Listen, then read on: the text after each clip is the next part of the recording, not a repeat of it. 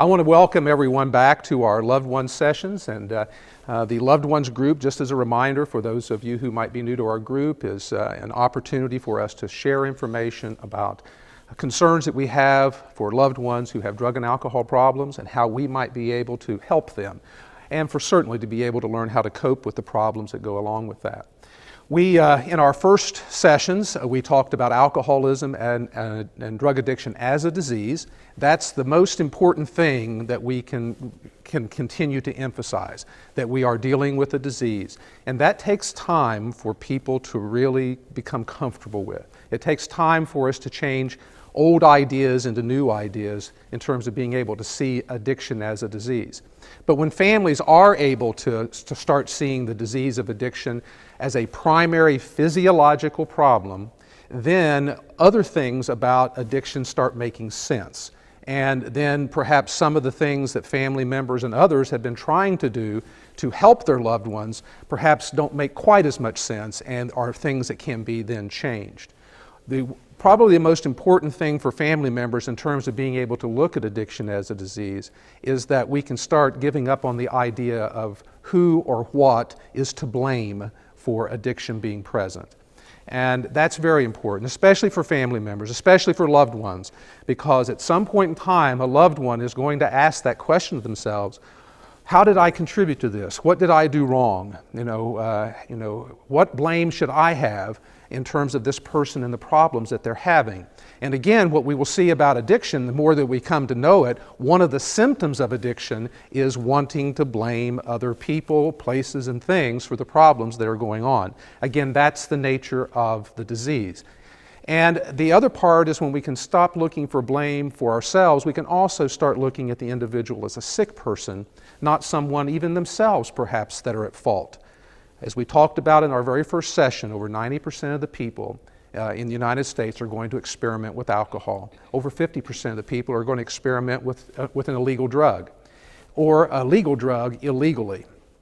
And we know that as this experimentation happens, some of these folks are going to experience addiction. And again, what we see is that it's not for us to be looking for fault in terms of where did we go wrong, where did they go wrong. We want to see that this progression of this disease started with their experimentation just like everybody else did. In other words, it's really nobody's fault. And that's important for us to start working our way toward that idea. And then we talked about the progression of the disease. And that's very important for us to also to see. Family members are frequently caught up in the progression of their loved one's disease. It starts off again as experimentation, and then the next thing you know, there are problems starting to emerge, and then there are all kinds of things going wrong with that person's life that are affecting everyone around them. And so that progression is again, it's inherent to the disease, but family members are frequently just seeing the disease as it is as of today. And that becomes kind of mystifying to the family. They're describing, here's the current crisis, here's the current problem that we're dealing with, but in reality, it's just a crisis in a progression of crises that will continue to get worse and worse. So when a family can start to see that, then that becomes motivation also to be able to take a different kind of action in terms of being able to address the problem, because you're not really dealing with the problem as it is today only. You're going to be dealing with that problem as it is tomorrow and next month and next year. The disease is never standing still. It is always in some state of progression. Even though there may be brief periods of time where the person seems to be doing better. Oftentimes after a crisis, there is this period where things seem to have gotten better. Kind of call that a honeymoon period, where the person has gotten into a crisis, the family has rallied around, kind of a circle the wagons kind of approach that starts to develop around addiction. And as a result of that, then what we see, the person gets out of that crisis, and there's this period of time where there's a lot of promises, a lot of apologies. Things are going to be different, things are going to be better, and it can be for a brief period of time, perhaps things do get better as everybody puts their energy into trying to do something different. But again, this is a disease that is always progressing, and until the drinking or the drug use stops, the disease will continue to progress in terms of its symptoms. The person will continue to become, more crisis-oriented. There will continue to be more problems. There will continue to be more financial issues. All of the things that happen will continue to happen. And those very same things will continue to happen to family. One of the things that we're going to talk about today, in terms of being able to focus on what happens next, is we're going to talk about how does someone reach a point where they make a decision to do something different, and what's the family's role and relationship to that.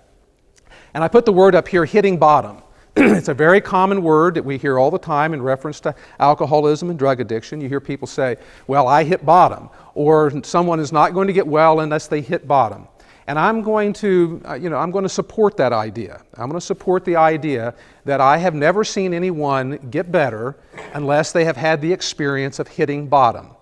But what I want to add to that is that bottom is different for everyone that experiences it. It's not the same for everybody.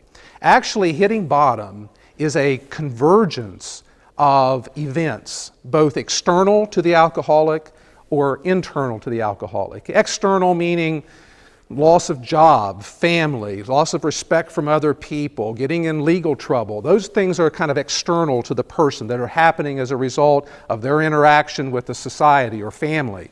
And then there's those internal things that are going on: guilt, shame, remorse, self-pity, that are a constant existence for the person with an alcohol and drug problem, although you might not see that as a family member or somebody outside of the person, because they're being very protective that other people do not see that.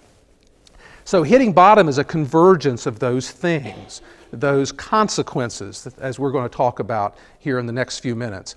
The convergence of those consequences that lead a person to make a decision that they want to do something different with their life. At that moment, that is bottom for that person. And it might be that a person, again, we all have this definition of what hitting bottom is, just like we have a definition of what alcoholism and drug addiction is. And as we talked before, a person is not going to get better, a family member is not going to confront this disease until we finally reach that point where we meet the definition that we have for the alcoholic. An example is, if my definition of an alcoholic is someone who's living in the park, or under the bridge, with a bottle wrapped in paper sack, if that's my definition of an alcoholic, then as an alcoholic, I am not going to see myself as an alcoholic until I meet that definition, until I'm in the park, until I'm under the bridge. A family member, if you have that definition of what an alcoholic is, then you're not going to say, my loved one has a problem with alcohol, until they match that definition. So what we want to do is we want to back that definition up. The person that's living under the bridge, that's in the park, that's lost everything, perhaps we'd say, oh, that's bottom. Well, yes, that is bottom, but that person didn't always look that way. They had this disease for a long time, and that's not how they looked. At some point in time, they had a job. They had a family, perhaps. They may have been a very responsible person within the community, and they still had this disease even then. But again, what we start to see is that hitting bottom has its own definition for each person. And so our goal is to be able to, as the 12-step recovery groups talk about, raise bottom. Have it be not just that definition of the late stages of this disease, but be able to start identifying addiction much earlier, and as a result then perhaps that can become bottom. And again, if bottom has nothing to do with just the kind of events that are happening, such as losing everything, then it may have to do with just other kinds of consequences might become bottom. But at the same time, I've never heard anybody that's recovered that got up one morning and said, gee, I just woke up one morning and the sun was shining, my life was going great, and I thought, well, this would be a good day to go into alcohol treatment. I've never heard that story. I've never heard that story, and I don't expect to hear that story. Recovery begins most generally on the worst day of a person's life.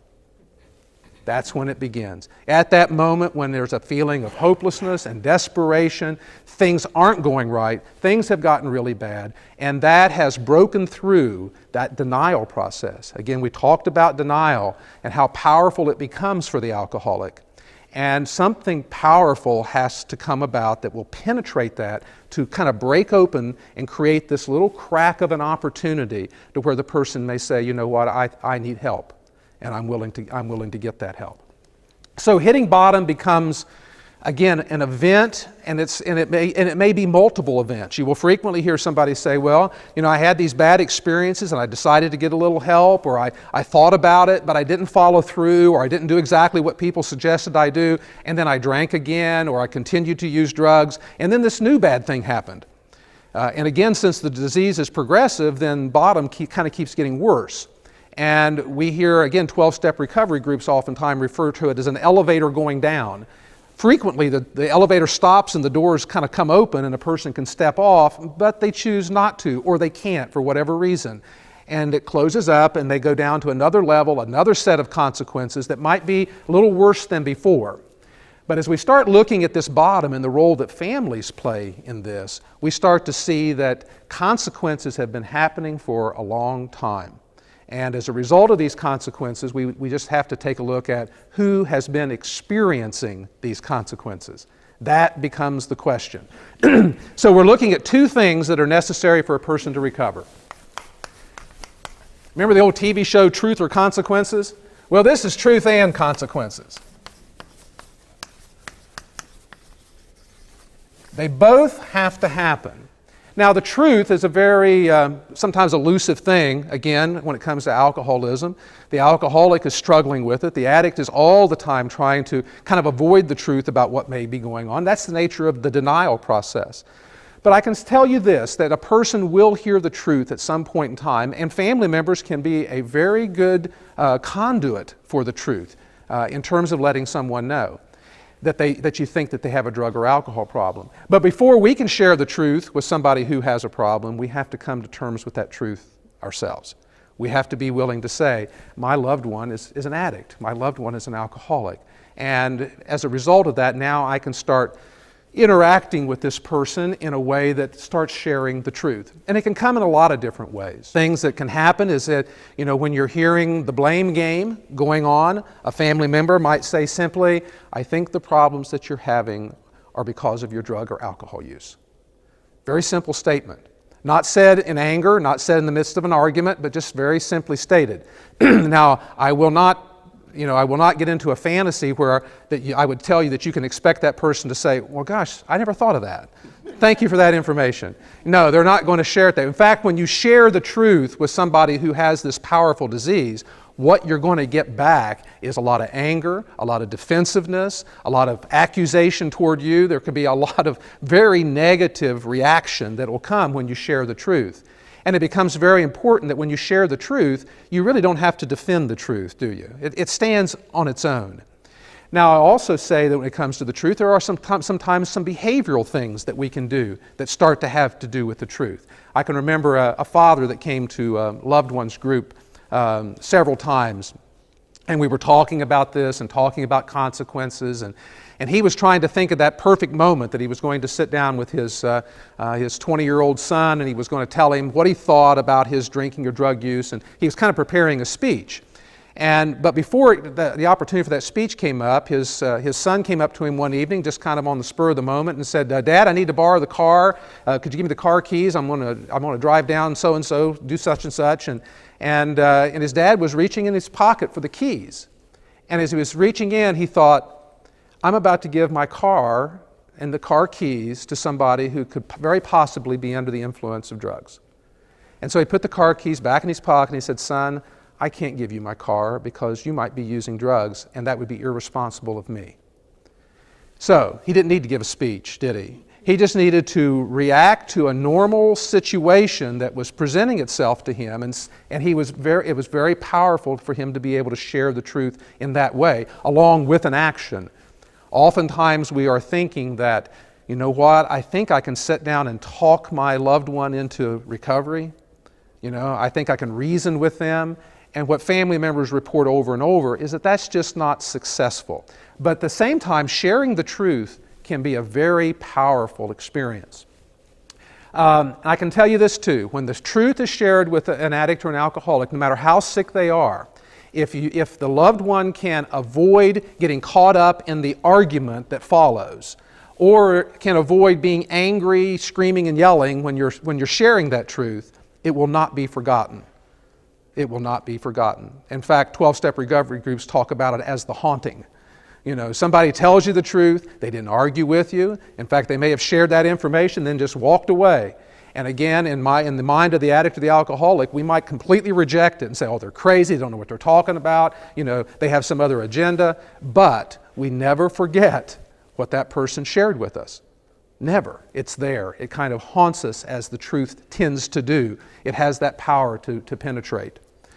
So we have this sharing of the truth. And again, for the person who is sick, it can come in a lot of different ways. They might see a TV commercial. They may be talking to a friend. A judge may send them down to a counseling agency to get some counseling services that they don't think that they need. But in the course of all that, the truth gets shared and a seed gets planted, and it becomes very, very important again and very powerful. But in and of itself, this will not lead to a change. So there should be no expectation that if we could just finally share this truth with this person, that's going to bring about this remarkable transformation, because it's not. Because you have to remember that the person is fighting. They are absolutely in a life and death struggle with a chemical that has taken over their mind, body, and spirit. They are held hostage. And it's going to take more than just the sharing of the truth to be able to penetrate that. And that's where consequences become so very important. And again, these consequences that we start looking at have to do with just the natural course of events that happen in the life of the addict or alcoholic. But remember, part of my job as an addict is to make sure that I don't experience these consequences, to make sure that they get shifted off to somebody else, that somebody else takes responsibility for that. And again, we've talked about role and relationship, and the fact that one of the things that's so very painful for family members is that as the addiction starts to grow within the person and within their life and within your life, what happens is that family members start to play a role in the crisis that emerges. There's crisis after crisis, and there is a role to be played by family members. And that role will involve, giving money, bailing out of jail, helping make excuses, helping to blame other people. There's a lot of different things that happen within that role, but the role is primarily about what role do you play in helping me to avoid the consequences that I'm creating with my drug and alcohol use. And as those consequences grow, then so does the role, of each family member. So when we start thinking then about the kind of consequences that happen, the kind of things that start to happen, we start to be able to recognize then that this person is growing more and more out of control, being controlled more and more by addiction, and the family then is also getting caught up in that whole crisis scenario. And then what we start to see is the emerging drama of addiction. The emerging drama. And it is truly, probably a better word would be melodrama. It is truly a drama that starts to play out that has a lot to do, again, with crises and the role then that family members play in all of this. And it becomes a swirling drama that people become very susceptible to as time goes on. And again, one of the things that families are really struggling with all the time is their own denial, because what do we want most of all for our loved ones? We want everything to be normal. We don't, when these kids were born and we started to raise them, or when we got into this marriage and started this family, or when we have parents, we did not set out with the idea that there was going to be some kind of serious problem there. We weren't prepared for it. We want things to be normal. So one of the things that happens with families oftentimes is the family becomes kind of the equilibrium for the alcoholic or addict. In other words, I go out and create a crisis, a problem that looks very abnormal, and then the family's job is to make it look normal, to try and fix it in some way, to try and wrap it in some kind of package that says, well, the reason that they got that DUI is that they were under a lot of stress and they just happened to drink a little bit too much that night. Or the police was picking on them and was just laying in wait for some reason. Or it didn't happen at all. It didn't happen at all. Or the reason that they're drinking this much is because of what somebody else is doing. Family problems, this problem. But the family will get caught up, especially early on in the progression of the disease, will get very caught up in this idea of trying to create this equilibrium, within the family. So as the alcoholic gets kind of sicker and sicker, then there's this pressure to do more and more to try and fix it so that things look normal. And again, that becomes extremely stressful for family members, extremely stressful. So the role that consequences start to play starts to become very, very important. Let me stop here and just see if there's any questions anybody has before I kind of move on to the next thing. Can you hit multiple bottoms? Can you hit multiple bottoms? I think what you'll hear most every recovering person describe is just exactly that. They will say, well, this series of events happened in my life as a result of my drinking or drug use, and I made a decision to do something different. And I was going to get help, or I decided to quit, or I decided to get away from those old friends. They decided to make some changes. But frequently, they're making those decisions based upon their own thoughts, their own thinking, their own experience. And most people don't have any experience with what do you do to recover. So they just kind of do the best they can, and then it doesn't work. And so they experience new consequences. And then they hit another bottom, another one of those periods. And what we will almost always see is people will describe several different kind of very critical times in their life that led them finally to a point where they're willing to say, I need help and somebody else has got to tell me how to get that help. So yes, I think it's pretty rare that somebody has that first crisis, that first experience, and they take action out of that. It's almost always kind of a multiple hitting these crisis points that finally leads somebody to make a decision. What does high bottom, the term high bottom?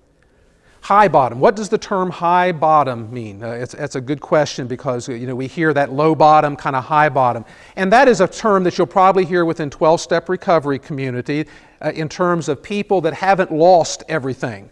And again, what we saw when, say, the 12-step group Alcoholics Anonymous got started, it was primarily people who had lost everything, who had had multiple hospitalizations, who had lost families and jobs.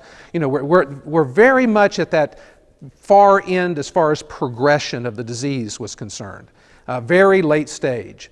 But as they shared their story of what happened to them, then other people heard in their stories that, you were alcoholic when you started your recovery, but you were also alcoholic a year before that, and 5 years before that, and 10 years, and people started hearing about the progression. And so all of a sudden people start responding then to being able to change their definition so that a lot of people that get sober today, they have a lot of things intact. They may have families and jobs and cars and all of those things are in place. And so they would be looked at as they came into recovery before they lost a lot of those things. And that would be looked at as a more of a kind of a high bottom in terms of the vernacular of looking at bottom. I have a question. Sure.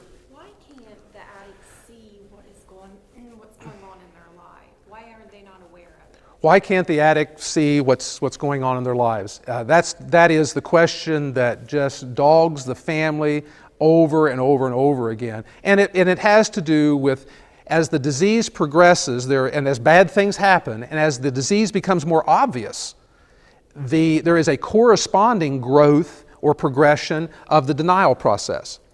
So, 2 or 3 things, new things, bad things happen to me, but my denial is also hardening in terms of I am not able to see. The alcoholic hates to hear someone say, "Can't you see what you're doing to me?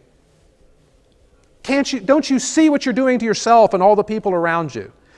And the obvious question, the answer to that is to argue or just to feel really lousy. I know whenever I heard that question, I felt really guilty, and then I'd probably turn that guilt into getting angry at the person that just asked it and accuse them of stuff. But the real answer would have been, no, I really can't see what you're talking about. I mean, I know there's some problems, but I think you're really blowing them out of proportion. You're really making a little bit too much of it. You're putting me to blame for things that I'm not to blame for. There's a lot of bad luck happening to me. And that's the kind of thing that starts to happen with that denial process. It's actually a brain functioning problem. What part of the body do we need the most to reason and make good decisions? Well, it's the brain. That's where that stuff happens. What part of the body is most affected by drug and alcohol use? The brain. That very thing we need to be able to say, 10 things have happened to me that are bad here in this last year, and they all had to do with my drinking. That kind of thing doesn't happen in the mind of the alcoholic. That kind of reasoning doesn't happen. If it starts to happen, something interrupts it, and that's the disease. The disease interrupts it and then diverts it. If I start to think, I wonder if my getting fired had anything to do with my drink. No, it was that coworker that was just always sucking up to the boss, or it was that employer that just had it out for me, or I was sick, I had the flu, and they blamed me for being absent for work because I was sick. That's the kind of process, and the addict doesn't have any control over that. That just happens within the mind. And again, it becomes mysterious to everybody around. And it looks like lying. That's one of the things that's very hard for family members, employers, co-workers, friends, is that it looks like lying. Like I'm just, I can't tell the truth. No, the world that I live in as the alcoholic is a very different world than what, the one that you live in and the one that you see happening to me. It's just a different experience. Any other questions? All right, let's talk about these crises a little bit.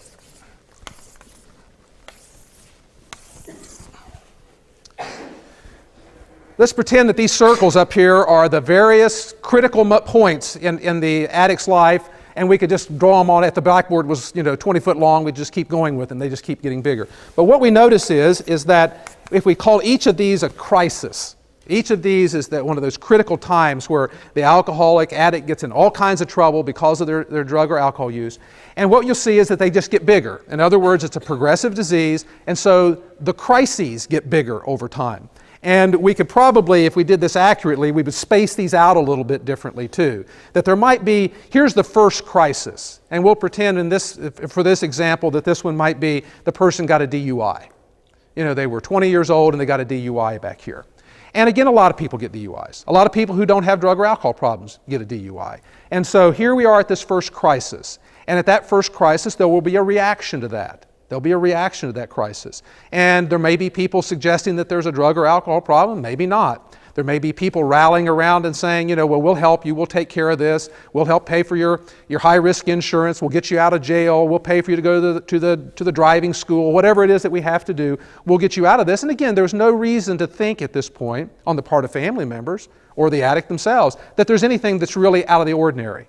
This is just an unfortunate event that took place. But again, if it's addiction, they will just keep happening. And again, there might be a lot of period of time between the first crisis and the second, but there will be a second, and there will be a third, and they will keep happening, they will keep getting bigger, and they will start happening more closely together. There will be less time between these events. Now, when a crisis happens, we see the two most important tools that an addict or an alcoholic has, and that is an apology and a promise. An apology and a promise. The two extremely important tools. I'm so sorry for what has happened, and I promise I won't do it again. And it will always take that form in some way or another. It'll always look similar to that. So back here at this first crisis, probably the best way for me to describe this is to give you an actual example. Several years ago, I got a call from a mother, and she was describing the situation, the problem that her son had gotten into. And I hadn't learned at that point that you have to ask very early in the conversation, how old is your son? Because I thought we were talking about a teenager. Because the description, if you remember, there's that age regression. People, as the disease progresses, family members start seeing the addict or alcoholic like they are back in their teenage years. They start interacting with them like they are, like they're the parent again. Even spouses will start acting the parent role in terms of that. Again, another one of those roles that we will see. But I finally ascertained that we were talking about a 30-year-old instead of a 16-year-old. And the problem is that he had gotten maybe the second DUI, second kind of legal thing. And her question to me is that I don't want him to have to go to jail. I want to see what we can do about getting help or doing this. And my suggestion was, why don't we not do anything? Why don't we let the natural course of events take place? The answer to that was, I can't stand the thought of him having to spend a night in jail. I just can't, he'll miss work. he might lose his job. There were those kind of things. All those concerns that she had about this problem right here. And so she really couldn't follow through. So she got him out of jail. She paid the fine. She got the high-risk insurance. She really kind of took care of getting things fixed. Well, I get a call a year later, and we're into another problem, another crisis. I think this one was more family-related. And again, it was, how do I intervene as his mother? How do I intervene in this situation? How do I kind of help pick up the pieces? What can I do? My suggestion, how about we not do anything? You know, I'm surprised she kept calling me back, you know, getting the same answer to the same question, essentially. But she couldn't do that. And again, I understood how hard it was, because guess what? The consequences he was facing here were bigger than here. The stakes, the stakes had now gone up. So now we were not talking about 3 days in jail, you know, or having to pay his own fines, or losing his driver's license for 6 months. We weren't talking about that. We were talking about something bigger. And she could not but not help. So another year or two goes by, another phone call, and he's in another jam. This time it's another legal problem. This one's bigger. This one's bigger. And again, my suggestion was, why don't we not do anything? Yes, but he's facing 6 months in jail. The judge is going to send him away for 6 months if I don't do something. And so she paid the lawyer. She got him out of trouble. He got probation. Well, very short period of time after that, a next problem came up. This problem is another legal issue, and now he's facing 5 years in prison. But guess what? She can't get him out of this one. She hasn't got the power. There's nothing, there's no amount of money, no amount of anything, there's no amount of work on her part that's going to get him out of that. So he was out here looking at 5 years of prison, of which he did 3. He spent 3 years in prison. Now, again, not to fault this mother, because again, she was doing the very best she could with the understanding that she had, and with the power that this disease and this fear, you know, instills in family members. But the question becomes is that at what point in time may he have taken action had he experienced the consequences that he was creating? Now, what we know is that an alcoholic or an addict will not get sober, will not even attempt to get better for real, until they are at least one problem beyond the family's ability to fix it, or the family's willingness to fix it. And that's what we're working on here today, is changing our willingness to fix it. Essentially saying, well, maybe even if she could have fixed this problem, if she didn't, then the consequences. And this person's sober today. This person got into a program while they were in prison, is sober today. But look at the consequences that had to unfold here. And sometimes, again, like we know, we might have 100 of these kind of situations that unfold. But at each point, what would happen, and again, this is a very common experience for families. The crisis occurs, we get the apology, we elicit a promise. The promise is key, because that's when the family starts trying to say, okay, but you got to promise me you're going to get a job. You got to promise me you're going to take care of your kids. You might not be asking back here about drinking and drugging, because you might not know enough about that yet. At some point in time, it's going to be, but you've got to quit drinking, you've got to quit using, you've got to pay your own bills, you've got to promise not to hang around with those friends. You know, a whole list of promises that can be elicited at each of these crises. But if you're getting a promise as a family member, that guarantees that this problem is going to happen. If the person doesn't experience these consequences, it guarantees that these are going to happen. So what we're really doing as family members when we essentially circumvent the consequence process is we're guaranteeing the next crises. We're guaranteeing that it's going to happen. And as I mentioned before, as each of these grow, it gets harder to say no, because now we're talking about big stakes. We're talking about, you know, stuff that's harder to say no to, because the consequences have now gotten bigger. So our goal then, as family members, is to look and start to see, what role is it that I play in this process? What is it that I do in this whole course of events when the crisis arises? You know, when the crisis comes, what's my job? And again, oftentimes we may say, well, you know, there's a whole bunch of family members involved here, and I'm the only one attending the loved ones group. I'm the only one that's accessing this information. And that may be true. There may be other people that are playing a role. But we also know that, again, if one person in the family makes some changes, it can be very powerful in terms of what being able to look at the role. Now, what are the different roles that family members play? Well, there's some primary ones that family members play. One would be what we'll call the primary rescuer, or the alcoholic's brain, you might say. The primary rescuer is kind of like the point guard on a basketball team, the quarterback on a football team. The primary rescue is the one that orchestrates the various events that need to happen to either get the person out of trouble or to avoid trouble happening. And that's the reason I say alcoholic's brain. Oftentimes family members somebody in the family becomes the alcoholic's brain. That's the person that's saying, did you remember to pay your electric bill? You know, don't go out and drink unless you have somebody to bring you home. Do this, do that. They're always thinking ahead, looking out into the future, trying to determine what is it that I need to tell them, to help them with, to keep them from avoiding the consequences that their disease, is creating. And it's that primary rescuer. And the primary rescuer is the person that's under a tremendous amount of stress, because that's the person that's going to, when the crisis happens, that's the person that will have the main responsibility for solving the problem. And again, there'll be others, there'll be other people, but that primary rescuer is the one that's in that. The primary rescuer is the one that also knows that when I get that promise, I feel better.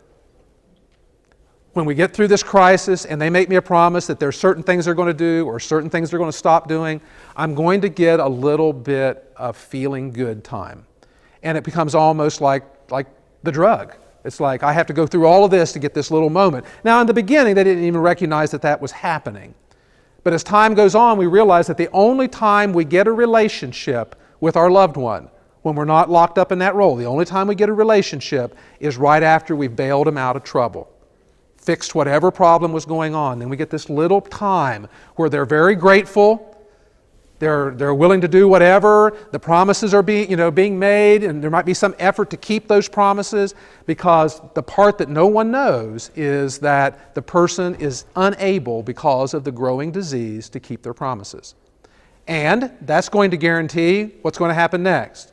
They're not going to keep the promise, and they're going to use again, or they're going to do whatever, and we're going to be in the next crisis, and the primary rescuer then is going to be very angry. Very angry. And they may make a decision, I'm not going to bail you out of this trouble. And then the negotiation begins. Well, if you don't bail me out of this trouble, here's what's going to happen to me. Here's what's going to take place. You don't love me. You'll never see the grandkids again. I'll kill myself. All kinds of things happen as a result then in terms of the person saying no. And for however angry, we know we've talked about anger and pity, for however angry I get at the addict or alcoholic, I will have a corresponding feeling of pity that will come in right on the heels of that. So I might be very angry saying, no, I'm not going to fix this problem. You're on your own. You just have to go to jail. You just have to lose a car. Whatever it is that's happening, it'll just have to happen. But then an hour, a day, a week later, the pity thing starts to emerge and hit the family member, and then they start looking for ways to help. And the first thing they'll do is they'll probably say something like, well, now if you'll promise me you will. And then that sets up the scenario for things to get fixed, to make sure that we've got the next problem, to guarantee the next crisis is going to happen. That becomes, because addiction is a manipulation of the family, of those people around them, to get what it wants. And it can't help it. The addict is not sitting around saying, well, if I say this to mom, I'll get this. If I say this to dad, if I tell the judge, the addict's not thinking that way. The disease thinks that way. The disease is running the show, and it thinks of all of those kind of things. So the primary rescuer, that primary person that steps into the fray, when the real crisis comes in, that's the person that's going to be, kind of the lightning rod for everything that happens.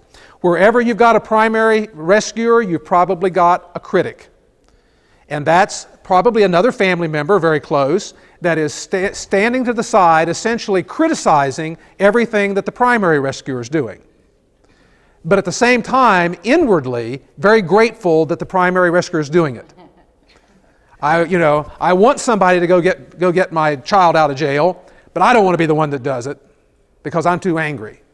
And so the critic is usually stepping to the side, essentially criticizing everything that's going on in the situation. Frequently, if we're talking about an adult child, teenager or adult child, you have two parents, and you've got one the primary rescuer, and you've got one that's the critic. If it's a spouse, you may have the other spouse, the sober spouse, that's the primary rescuer, and then you may have another family member, maybe that person's mother, the mother-in-law, that is the critic, that's criticizing everything that's taking place. Now, the interesting thing about this is that I've had both of those people in my loved ones group before. I've had the primary rescuer and the critic. And lo and behold, when the primary rescuer says, you know what, I'm not going to do it anymore. This is right. I'm not going to give money. I'm not going to get out of jail. I'm not going to do this. I'm not going to loan my car. I'm not going to do these things. The critic will step forward and do them. Invariably, the critic will have their turn as the primary rescuer, because it's just been too easy to be over here criticizing the whole process, while at the same kind of time being able to take comfort that my child's not in jail, my spouse, didn't lose their job today, whatever the crisis was. So that is a common experience where the critic, again, will become the primary rescuer if somebody else stops it. We also will have a secondary enabler or a secondary rescuer. If something happens to the primary rescuer, if they're not available, maybe they're just not available that day, there is a backup. Grandparents are wonderful in this role. Grandparents are absolutely wonderful. They're good, but there will be a secondary enabler that will be able to step in and essentially do what is necessary in this crisis, whether it be money or whatever. I was going to ask, is that typically due to the fact that the secondary may not know all the details? Or is it that they may know the details? Is there generally a correlation? The question being, is it because a secondary rescuer, doesn't know all the facts, all the things that are going on? I say yes, absolutely, that could be it. Again, the family is working very hard for everything to look normal.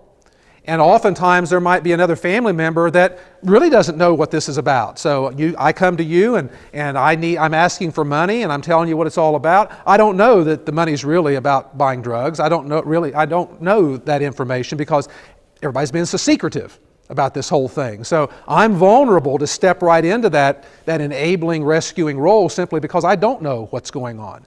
Or the secondary enabler might be also someone who fits what another role might be, and that might be what I call the backseat driver.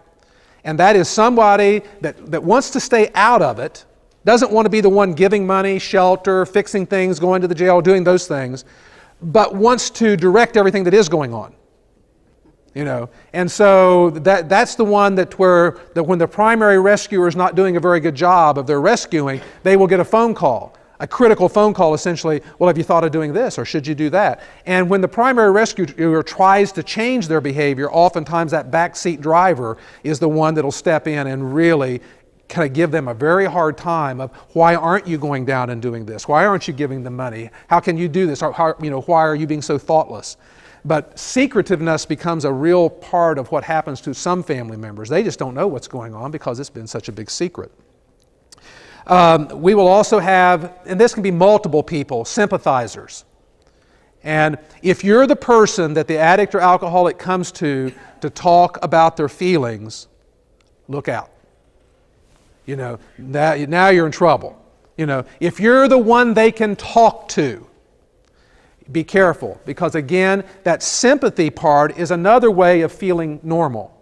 If I've got somebody that shows this sympathy, that comes and kind of wraps their arms around me and tells me everything is going to be okay, that assures me that that I'm not a bad person. There's not these things that are going on aren't really my fault. That is willing to play that role, come up with advice, play the yes but game. Have you ever played the yes but game? The yes but game is I come to you with with a problem. Serious problem. And you start giving me very rational things that I can do about it. And to every one of those I say, yes, that would probably work, but, and then I tell you why it won't work. And after an hour, 3 hours, all night, we finish this conversation and essentially I feel better because I've talked, somebody showed me a lot of sympathy. You're worn out and nothing's changed. Nothing's changed. So if you are the shoulder that the person cries on, you're in trouble. You're in trouble in that role because, again, that's the disease. And again, what would work with other kind of problems doesn't work with addiction. Again, being sympathetic, being helpful, helping somebody in a bad jam. I mean, that's what we do with people we love. We do those kind of things, and it works very well if it's not addiction. But if it's addiction, it will not work. It just guarantees that the problem is going to grow and get bigger and bigger and bigger. In addition to the roles I just mentioned, we also have people that I'll kind of refer to as the forgotten ones. A lot of times these are other children in the family. You have a 20-year-old or an 18-year-old that has a drug problem, and then you also have a 16-year-old, and the 16-year-old's doing okay. But because of this crisis that is always happening in the life of the addict and the way they pull the family, you have family members that get just kind of forgotten in the whole process. They get lost in this. And they can become very angry as well in terms of what's going on. I had a family member tell me recently that they were thinking about bringing an addicted son back into their home. And they said, our other two kids told us that if they do that, they're leaving. Because they remember what that's all like, is that when that person was living in the home, it was just a constant crisis centered around that person and the parents, and that they essentially, were getting all kinds of consequences happening to them. Another thing that's mysterious about this to family members is that a lot of times family members do not see what they're doing in terms of the progressing problems and consequences that are taking place. An example was a father that came up to me after a loved ones group one night and said, "My son has hit rock bottom." And I said, "Well, tell me about that." And he said, "Well, he was in jail, 3rd DUI, he's facing this problem, that problem." He went through a whole litany of things that was going on. And I said, "Well, let's talk about just the thing that happened the other night." And I said, "He got picked up for his 3rd DUI. He said, "That's right. He was in jail." And I said, "What happened then?" He said, "Well, I went and got him out of jail." I said, "How did you do that?" And he said, "Well, I had to put up a $500 bond." And I said, "Well, then what happened?" "Well, he's lost his driver's license too." That's another example of hitting rock bottom. He has no driver's license. And I said, "Well, how's he getting around?" "Well, his mother and I are driving him around." He says, "He can't work anymore. He lost his job." And I said, "Well, how is he paying his bills?" "Well, we're paying his bills. We're keeping things going. We're keeping up his apartment and giving him grocery money and this kind of thing." I said, "Somebody hit rock bottom, but I don't think it was your son." Again, because who had the consequences happen to? All the consequences had happened to the father and the mother. And I can remember later on, this son came into recovery. And he talked about being in jail on that 3rd DUI. He talked about it. He said, I heard him telling that story, and he said, "I was in that jail, and I was looking around, and I said, you know what, here it is. This is what my life has come to. I'm looking at all these other people in jail. I don't have any money. I don't have any cigarettes. I don't have anything. They don't have anything. And I'm going to be in this jail. I'm probably going to have to serve, 3 months on this charge and all this kind of stuff." He says, right about the time I was thinking that, the jailer came up and said, "Hey, come on, your dad's here to bail you out." And he jumped up and he said, "The first thought I have is, my God, I'm glad I'm not like the rest of these people." That's denial. You asked that question about denial. There it was. Sitting around there looking at that saying, "Oh my God, look where my life has come as a result of my drinking." And then instantly, once the crisis lifted just a little bit, the disease stepped right in and said, "I'm not like these other people that have to stay in this jail. I'm different." And the disease lives on that, being able to find those differences, not experiencing those consequences. But again, this father, it was a mystery to him. He thought that all of those things were happening to his son, and there were things happening, but mostly they were happening to him. And he was the one that was suffering through all of those consequences. And again, it was very hard for him to think about changing any of those things, not doing any of the things that he had done, because that all had consequences. Well, if I'd have left him in jail, I wouldn't have been able to sleep because worrying about him. If he didn't have a car, then how would he get, all of those kind of things. He had assumed those problems. And that's what addiction does to family members. It makes family members feel responsible to fix the problems that are being created by this disease. And unfortunately, a person will never recover if they do not experience those consequences. Any of these events might be bottom. Any one of them might be the very thing that essentially motivates that person to make a decision to get some kind of help, to be able to do something different. And again, that process in and of itself takes time, but it can't get started until the person starts experiencing their own consequences. Questions or comments about what we've been talking about here so far? Yes. So, but instinctively as a parent, you know, you want to help your child. You don't want, if they don't have food, if they need groceries, or, you know, their car is broken down, we shouldn't do that either. It's not helping anything. The question is that instinctively as parents we have become, that's our job. Our job is to step in and help when there's not a need for groceries or transportation or whatever the need is. And again, that would be helpful under normal circumstances. But with addiction, all it does is guarantee the next problem. So essentially the question for family members becomes, when do I start saying no? At what point in time do I draw the line and say, I'm not going to participate in the progression of the disease any longer? Because again, we know that eventually this person has an opportunity to get well, but how far will they have to go before they finally get consequences that you can't fix? You know, when do they finally, end up in a hospital for an overdose, something that you can't be fixed? When do they finally end up in prison? When do they lose everything and end up like that definition of somebody that's homeless? That will eventually happen regardless of what the family does. I remember a family member said, well, I want them to live with me because I'm afraid if they get out of the house, that they'll overdose and die. At least I can keep an eye on them like this. Not really. Not really, because the addiction is still happening. The real risk of overdose is using the drug, not where the person uses the drug. But again, that's how mysterious this thing can be for family members, thinking that she was protecting her son while all she was really doing was guaranteeing him a safe place to get high. Safe place in the sense of shelter. But anybody that's getting high, that's not safe. And a person can die just as easily in somebody's living room as they can